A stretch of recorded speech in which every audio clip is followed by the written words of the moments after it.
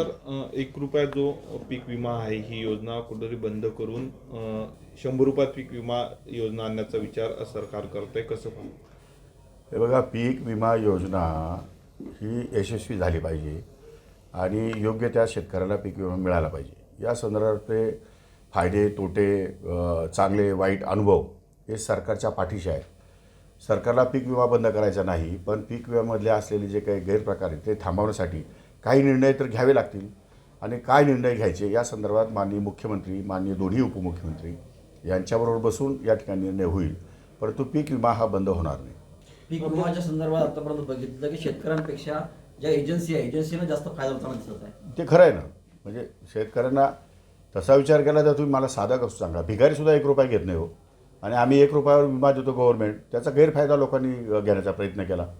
आणि अशा प्रकारचे गैरप्रकार की बाकीच्या राज्याच्या लोकांनी ऑनलाईन अर्ज दाखल केले, त्यामुळे अर्ज खूप साचले, खूप फोपावले. आणि त्यातून असं वाटतं की आता हे पीक विमा योजना खूपच चांगली आहे की काय. पण प्रत्यक्षात चौकशी केल्यावरती आम्हाला कळलं की आम्ही 4 लाख अर्ज हे नामंजूर केलेले आहेत.